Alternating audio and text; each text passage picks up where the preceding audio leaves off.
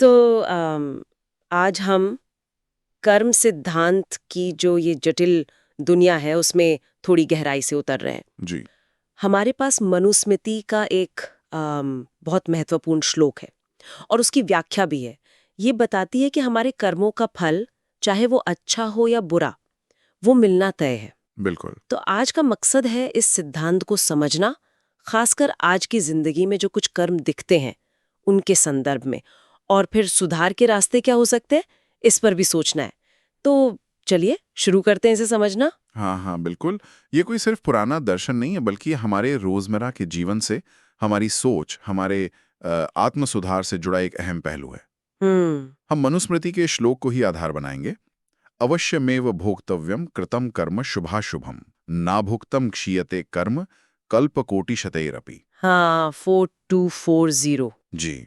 इसी से अपनी बातचीत को आगे बढ़ाते हैं। तो ये श्लोक मतलब साफ कहता है कि जो भी अच्छा या बुरा कर्म हो गया उसे भोगना ही पड़ेगा, वो बिना भोगे नष्ट नहीं होगा, चाहे करोड़ों कल्प मतलब अरबों खरबों साल गुजर जाएं। जी। सुनने में तो ये बहुत निर्णायक लगता है कि भाई एक्शन का रिएक्शन तो होगा ही, पर क्या ये इतना सीधा है?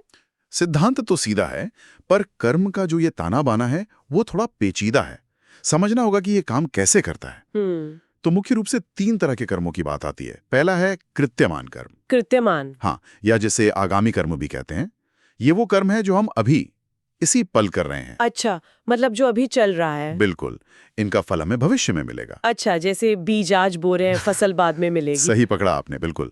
दूसरा प्रकार है संचित कर्म। संचित। हाँ, ये हमारे अनगिनत पिछले जन्मों और इसी जीवन में जो कर्म किए हैं उनका एक विशाल भंडार है। समझ लीजिए एक गोदाम। बाप रे, बहुत बड़ा होगा फिर तो। हाँ हाँ, ये बीज रूप में जमा हैं और अपना फल देने के लिए सही समय का इंतजार कर रहे हैं। तो ये एक तरह का कर्मों का बैंक बैलेंस है जिसमें जमा होता जा रहा है। हाँ बिल्कुल, ऐसा समझ सकते हैं। और तीसरा है प्रारब्ध कर्म। प्रारब्ध, ये सुना है। जी, ये उन संचित कर्मों के विशाल भंडार का वो छोटा सा हिस्सा है जो इस जन्म में फल देने के लिए पक चुका है। अच्छा। जिसे हम आम भाषा में किस्मत या भाग्य कह देते ना। हाँ हाँ। वो काफी हद तक हमारे अपने ही पुराने कर्मों का नतीजा है, जिसे हम अभी अनुभव कर रहे हैं। ये तो बहुत दिलचस्प है। अच्छा, जानकारी ये भी बताती है कि इन कर्मों के फल की तीव्रता, मतलब वो कितना असर करेगा, ये कैसे तय होता है? इसमें शायद 3 चीजें हैं। हाँ बिल्कुल, इसमें 3 मुख्य तत्व हैं। पहला संकल्प। संकल्प मतलब इरादा, नियत। हाँ बिल्कुल, कर्म के पीछे इरादा कितना मजबूत था, कितना गहरा था। दूसरा है साधन। साधन मतलब तरीका। हाँ, कि कर्म किस तरीके से किया गया, क्रूरता से किया या सौम्यता से, किस चीज का इस्तेमाल किया। और तीसरा है सह अपराध। सह अपराध मतलब साथ में कौन था? जी, क्या हम अकेले थे या किसी समूह का हिस्सा थे जिसने वो कर्म किया या जिसकी वजह से वो कर्म हो पाया। अच्छा। तो इरादे की गहराई, इस्तेमाल किए गए तरीके और साथ देने वालों की भूमिका, ये सब मिलकर तय करते हैं कि कर्म का फल कितना तेज होगा, कैसा होगा और कब मिलेगा। चलिए, इस सिद्धांत को आज के समय की किसी आम स्थिति से जोड़कर देखें। जैसे जानकारी में एक बड़ा उदाहरण दिया है, सिर्फ जीभ के स्वाद के लिए जीवों की हिंसा। हाँ। यानी हमारे आहार में, खाने में शामिल होने वाली हिंसा। इसे कर्म के नजरिए से कैसे देखेंगे? ये उदाहरण इन तत्वों को बिल्कुल साफ दिखाता है। संकल्प क्या है यहाँ? स्वाद की इच्छा। हाँ, स्वाद की तीव्र इच्छा, जीव की संतुष्टि, जिसे कभी-कभी एक जीव के जीवन से भी ज्यादा अहम मान लिया जाता है। और साधन? साधन या तो सीधे हिंसा में शामिल होना, हाँ, या फिर परोक्ष रूप से। मतलब मांस उद्योग को पैसे देकर या उसकी मांग बढ़ाकर। हाँ, ये बात आती है अक्सर कि मैं मारता थोड़ी हूँ, सिर्फ खरीदता हूँ। जी, यही वो सह अपराध वाला पहलू है। तो क्या खरीदने वाला भी उतना ही भागीदार माना जाएगा इस नजरिए से? इस जानकारी के अनुसार हाँ, क्योंकि उपभोक्ता बनकर हम उस पूरी प्रक्रिया का एक जरूरी हिस्सा बन जाते हैं। अगर मांग ही ना हो तो सप्लाई कैसे होगी? सही बात है। तो इसलिए उपभोक्ता की भी जिम्मेदारी बनती है। अब बात और गहरी होती है जब हम इसके परिणामों पर जाते हैं। हाँ, परिणाम क्या होते हैं? क्या सिर्फ अगले जन्म का कोई हिसाब किताब है या इसी जिंदगी में भी कुछ असर दिखता है? असर कई स्तरों पर है और सिर्फ भविष्य तक ही नहीं। सबसे पहला और सीधा असर हमारे चित्त यानी मन पर पड़ता है। मन पर? कैसे? लगातार किसी भी तरह की हिंसा से जुड़े रहने पर, चाहे वो खाने के जरिए ही क्यों ना हो, हमारे अंदर की करुणा, संवेदना वो कम होने लगती है। अच्छा, मन में रजस गुण मतलब अशांति, चंचलता और तमस गुण यानी जड़ता, अज्ञान, इनका प्रभाव बढ़ सकता है। तो गुस्सा, बेचैनी, हम्म, ये सब बढ़ सकता है। हाँ, ऐसी वृत्तियां पनपती हैं। तो मतलब सूत्रों के अनुसार ये सिर्फ पेट भरने का सवाल नहीं है, ये सीधे सीधे हमारे मन की शांति से जुड़ा है। ये तो सोचने वाली बात है। और क्या होता है? दूसरा, वासनाओं और आदतों का गहरा होना। स्वाद की ये इच्छा धीरे धीरे एक लत जैसी, एक निर्भरता बन सकती है। इससे हमारा आत्मसंयम, हमारी इच्छा शक्ति वो कमजोर पड़ सकती है। हम अपनी इंद्रियों के गुलाम जैसे होने लगते हैं। और समाज पर, नैतिकता पर इसका क्या असर होता है? देखिए, जब बड़े पैमाने पर किसी समाज में हिंसा, भले ही वो भोजन के नाम पर हो, सामान्य मान ली जाती है, तो वो धीरे धीरे हमारी सामूहिक चेतना का हिस्सा बन जाती है। हाँ, खासकर बच्चों के लिए ये हिंसा के प्रति एक तरह की असंवेदनशीलता पैदा कर सकती है। और फिर बड़े पैमाने पर पशुपालन का जो पर्यावरण पर बुरा असर पड़ता है। हाँ, वो तो है ही, क्लाइमेट चेंज वगैरह। जी, वो भी एक तरह का सामूहिक कर्म फल है, जिसका नतीजा हम सब कहीं ना कहीं भुगतते हैं। और अगर आध्यात्मिक नजरिए से देखें तो अहिंसा, दया जैसे जो मूल्य हैं, जी। जिन्हें आध्यात्मिक तरक्की के लिए जरूरी माना जाता है, वो कमजोर पड़ते हैं। मन की चंचलता बढ़ती है तो ध्यान या किसी भी तरह की जो अंदरूनी साधना है, उसमें रुकावट आती है। ये तो वाकई एक आदत के बहुत सारे और गहरे प्रभाव दिख रहे हैं। अगर कोई बदलना चाहे तो क्या ये स्रोत कुछ व्यवहारिक रास्ते भी बताते हैं? हाँ, बिल्कुल। और अच्छी बात यह है कि जोर डराने पर नहीं, बल्कि उपाय बताने पर है। अच्छा। सबसे पहला सुझाव है सात्विक आहार की ओर बढ़ना। अनाज, दालें, फल, सब्जियां, दूध और आजकल तो बहुत सारे शाकाहारी विकल्प भी मौजूद हैं, जो पौष्टिक भी हैं और जिनसे हिंसा नहीं जुड़ती। लेकिन एकदम से बदलना शायद सबके लिए आसान ना हो। कई लोगों की आदत होती है। सही बात है। इसीलिए क्रमिक त्याग का रास्ता सुझाया गया है। धीरे धीरे मांसाहार कम करें। कैसे, मतलब? जैसे हफ्ते में कुछ दिन तय कर लें कि भाई आज सिर्फ शाकाहार करेंगे। फिर धीरे धीरे उन दिनों को बढ़ाएं। लक्ष्य एकदम से पहुंचना नहीं, बल्कि सफर शुरू करना है। ये प्रैक्टिकल लगता है। और आदतों को बदलने के लिए कोई और तरीका? एक है विकल्प नियम। जब मांसाहार की इच्छा हो तो सचेत रूप से उसकी जगह कोई स्वादिष्ट और पौष्टिक शाकाहारी चीज चुनें। पनीर है, टोफू है, दालें, छोले, राजमा, मेवे, बहुत कुछ है। हाँ, विकल्प तो हैं। साथ ही अपने ट्रिगर्स पहचानें। मतलब वो कौन सी स्थितियां हैं, जैसे कोई पार्टी है या बाहर दोस्तों के साथ खाना है जहां आप ज्यादा फिसलते हैं। अच्छा, हाँ। उन स्थितियों के लिए पहले से तैयारी रखें कि आप वहां क्या शाकाहारी खा सकते हैं। भोजन के प्रति नजरिए को बदलने की भी बात है शायद। कुछ यज्ञीय दृष्टि जैसा कहा गया है। ये क्या है? हाँ, इसका मतलब है भोजन को सिर्फ इंद्रियों को खुश करने का साधन ना समझें। इसे एक जिम्मेदारी और एक पवित्र क्रिया समझें। कैसे? खाने से पहले अन्न के प्रति, उसे उगाने वाले किसान के प्रति, पकाने वाले के प्रति एक आभार का भाव रखें। हो सके तो पहला निवाला किसी जरूरतमंद या पशु पक्षी के लिए निकाल दें।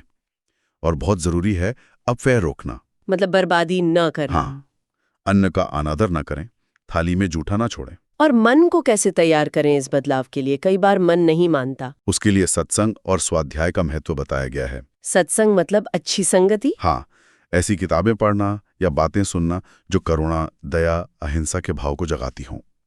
अच्छे विचारों वाले लोगों के साथ रहना जो खुद इन मूल्यों पर चलने की कोशिश कर रहे हों। इससे प्रेरणा मिलती है और मन को बल मिलता है।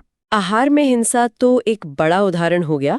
क्या जानकारी में कुछ और ऐसी आदतों का भी जिक्र है जो हमें शायद छोटी लगती हों पर कर्म के लिहाज से भारी हो सकती हैं? हाँ, कई हैं।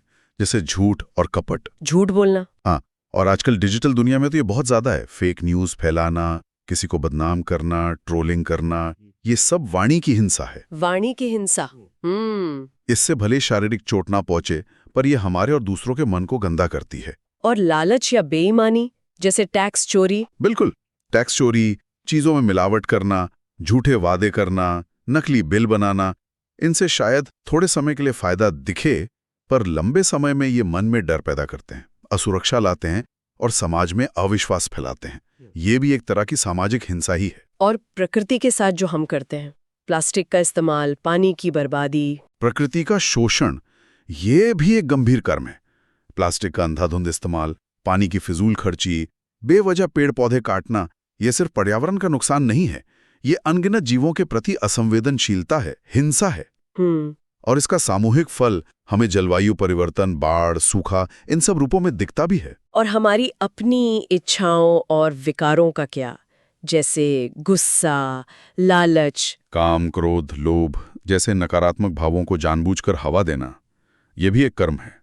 जैसे उत्तेजक सामग्री देखना, जरूरत से ज्यादा चीजें जमा करने की होड़ या दूसरों की तरक्की से जलना। अच्छा, हाँ, इन सब से हमारी जो नकारात्मक वृत्तियां हैं वो और मजबूत होती हैं, और सही गलत में भेद करने की हमारी क्षमता, जिसे विवेक कहते हैं, वो कमजोर होती है। और यहाँ ये समझना जरूरी है कि इन सब का फल अवश्यमेव, मतलब निश्चित रूप से क्यों मिलता है। बार बार ये शब्द आ रहा है। हाँ, क्योंकि हर कर्म, चाहे वो सोच का हो या बोल का या शरीर से किया गया हो, वो हमारे मन यानी चित्त पर एक निशान छोड़ जाता है, एक छाप, जिसे वृत्ति कहते हैं। वृत्ति मतलब एक पैटर्न। हाँ, एक मानसिक लकीर की तरह। जैसे बार बार एक ही रास्ते पर चलने से पगडंडी बन जाती है ना, हाँ, वैसे ही बार बार एक ही तरह का कर्म करने से वो वृत्ति पक्की हो जाती है, और धीरे धीरे यही हमारा स्वभाव बन जाता है। तो कर्म का फल सिर्फ कोई बाहरी सजा या इनाम नहीं है, बल्कि हमारे अपने अंदर होने वाला बदलाव है। बिल्कुल, आपने सही पकड़ा। हमारा स्वभाव ही हमारे भविष्य के कर्मों और अनुभवों की दिशा तय करता है। इसीलिए कर्म का फल अनिवार्य रूप से मिलता है, क्योंकि वो हमारे अपने ही अंदरूनी ढांचे को बदल देता है। ये तो बड़ा गहरा सवाल खड़ा करता है कि हम जाने अनजाने में हर पल कैसे अपना भविष्य और अपना चरित्र बना रहे हैं। हाँ, स्रोतों में ये भी है कि कर्मों का फल अलग अलग समय पर मिलता है। कुछ तुरंत असर दिखाते हैं कि हाँ, कुछ फल तत्काल होते हैं, एकदम तुरंत। जैसे किसी को दुख पहुंचाया और तुरंत मन में बेचैनी हुई, अपराध बोध हुआ या डर लगा, या कोई अच्छा काम किया तो फौरन शांति और संतोष महसूस हुआ। ये तत्काल फल हैं। और कुछ थोड़े समय बाद सामने आते हैं। बिल्कुल, उन्हें अल्पकाल के फल कह सकते हैं। जैसे बुरी आदतें और पक्की हो गईं, सेहत पर असर दिखने लगा, लोगों का भरोसा उठ गया, या कभी-कभी कोई कानूनी मुश्किल आ गई। और वो जो श्लोक में कहा था कि करोड़ों कल्पों तक भी कर्म नष्ट नहीं होता, वो दीर्घकाल का फल हुआ। वही है, जो कर्म तत्काल या थोड़े समय में अपना फल नहीं दे पाते, वो बीज रूप में हमारे संचित कर्म के खाते में जमा रहते हैं। अच्छा, उस गोदाम में। हाँ, उसी गोदाम में। फिर भविष्य में जब सही माहौल मिलता है, सही अवसर आता है, या फिर अगले जन्मों में ये बीज उगते हैं और अपना फल देते हैं। ना भुक्तम क्षीयते कर्मा, बिना भोगे कर्म नष्ट नहीं होता, इसी गहरे मतलब की ओर इशारा करता है। ये सब सुनकर किसी को चिंता हो सकती है कि भाई इतने सारे कर्मों का बोझ है, तो क्या करें? क्या कोई रास्ता इससे निकलने का? डर लग सकता है। चिंता या डर लगना स्वाभाविक है, लेकिन देखिए, जानकारी का उद्देश्य डराना नहीं, बल्कि उपाय खोजना है। हाँ, उपाय क्या है? इसी उपाय को प्रायश्चित कहा गया है। प्रायश्चित? हाँ, प्रायश्चित का मतलब सिर्फ पछताना नहीं है, बल्कि सक्रिय रूप से कोशिश करके अपने किए हुए नकारात्मक कर्मों के असर को कम करना, उन्हें धोने का प्रयास करना है। तो ये सुधार या प्रायश्चित कैसे किया जा सकता है? क्या तरीके बताए गए हैं? कई व्यवहारिक तरीके हैं। सबसे पहला है त्याग। त्याग मतलब छोड़ देना? हाँ, जो कर्म हमें या दूसरों को नुकसान पहुंचा रहे हैं, जैसे हिंसा है, झूठ है, नशा है, कपट है, उन्हें पहचानें और छोड़ने का पक्का इरादा करें। फिर धीरे धीरे या एकदम से उनसे दूरी बना लें। और रोजमर्रा की जिंदगी में अपनाने के लिए कुछ दैनिक संकल्प बहुत मदद कर सकता है। रोज सुबह उठकर बस इतना इरादा कर लें कि आज मैं पूरी कोशिश करूंगी कि मेरे मन, वचन या कर्म से किसी को बेवजह दुख न पहुंचे। छोटा सा कदम है, पर शायद असरदार हो। बिल्कुल, ये दिशा बदल सकता है। और मन को साफ और मजबूत बनाने के लिए क्या करें? उसके लिए जप, ध्यान और स्वाध्याय। नियमित रूप से किसी सकारात्मक मंत्र का जाप करना, थोड़ी देर शांत बैठकर अपनी सांसों पर ध्यान देना, जिसे प्राणायाम कहते हैं, या फिर सत्य, अहिंसा, संतोष जैसे गुणों पर सोचना, पढ़ना, ये मन की अंदरूनी सफाई की तरह है। और बाहरी दुनिया में हम क्या कर सकते हैं? एक्शन में दान और सेवा। अपनी क्षमता के अनुसार अन्न, वस्त्र, ज्ञान या समय का दान करें। जरूरतमंदों की मदद करें, बीमार की सेवा करें, पशु पक्षियों के लिए दाना पानी रखें, पेड़ लगाएं। अच्छा, ये जो सकारात्मक कर्म है, ये पुराने नकारात्मक संस्कारों को काटने में और नए अच्छे संस्कार बनाने में मदद करते हैं। संगति का भी असर होता है, ये पहले भी बात हुई थी। हाँ, सत्संग यानी अच्छी संगति का बहुत महत्व है। ऐसे लोगों के साथ रहें जो पॉजिटिव हों, अच्छे आचरण वाले हों और खुद भी बेहतर बनने की कोशिश कर रहे हों। अच्छी किताबें पढ़ना भी सत्संग का ही एक रूप है। इससे हमारा अपना इरादा मजबूत होता है। और मान लीजिए किसी से गलती हो गई, किसी को दुख पहुंचा दिया तो हिम्मत करके क्षमा याचना और सुधार करें। जिनसे गलती हुई है उनसे माफी मांगे। और अगर हमारे कारण किसी का नुकसान हुआ है तो जहां तक हो सके उसकी भरपाई करने की कोशिश करें। ये मुश्किल हो सकता है। हाँ, इसी को असली तपस्या कहा गया है। पर यह सब असल में बदलाव के प्रैक्टिकल कदम है। जानकारी में एक 21 दिन की योजना का भी जिक्र है। वो शायद इन सुधारों को अमल में लाने में मदद कर सकती है। ये सुनने में काफी प्रैक्टिकल लगता है। हाँ, वो एक तरह का ढांचा है जिससे शुरुआत की जा सकती है। उसका सार यही है कि छोटे छोटे लगातार कदम उठाएं। जैसे कुछ हफ्तों के लिए आप ये कर सकते हैं। क्या? पहले हफ्ते में खाने पीने पर ध्यान दें, बर्बादी बिल्कुल बंद करें। हफ्ते में 3 दिन शाकाहार लॉन्ग करें। रोज 10 मिनट जप या प्राणायाम करें। ठीक है। अगले 7 दिन शाकाहार के दिन बढ़ाकर 5-6 कर दें। कोई झूठी खबर फॉरवर्ड ना करें। रोज दया का कोई एक काम करें, चाहे छोटा सा ही सही, जैसे पक्षी को दाना पानी। और आखिरी 7 दिनों में हो सके तो पूरी तरह शाकाहार अपनाएं। कोई छोटा सा सेवा का काम करें, जैसे पेड़ लगाना या कहीं सफाई में मदद। अपने गुस्से पर ध्यान दें। जब गुस्सा आए तो 10 गहरी सांसें लें। ये तो काफी करने लायक योजना लग रही है। हाँ, मकसद है आदत बनाना। और साथ ही परिवार और समाज में भी इन मूल्यों को लाने पर जोर है। वो कैसे? बच्चों को सिर्फ लेक्चर देने के बजाय करके दिखाना ज्यादा असर करता है। घर में भोजन से पहले आभार व्यक्त करने की आदत डालें। या अन्न का पहला हिस्सा दान के लिए निकालने की परंपरा बनाएं। हाँ, बच्चे देखकर सीखते हैं। बिल्कुल। और परिवार या दोस्तों के साथ मिलकर छोटे सामूहिक संकल्प ले सकते हैं। जैसे हफ्ते में 1 दिन अहिंसा आहार दिवस मनाएंगे, या इतने बजे से इतने बजे तक डिजिटल डिटॉक्स करेंगे। इससे एक दूसरे को प्रेरणा मिलती है। और डिजिटल दुनिया में सावधानी की बात भी थी। हाँ, डिजिटल संयम बहुत जरूरी है आज। कुछ भी ऑनलाइन शेयर करने या पोस्ट करने से पहले बस 3 सवाल खुद से पूछ लें। क्या ये सच है? क्या ये हितकारी है, मतलब किसी का भला करने वाला?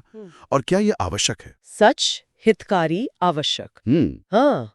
अगर तीनों का जवाब हाँ ना हो तो रुक जाना ही बेहतर है। तो इस पूरी बातचीत का निचोड़ सार यही निकलता है कि मनुस्मृति का ये श्लोक हमें जीवन का एक अटल नियम याद दिला रहा है।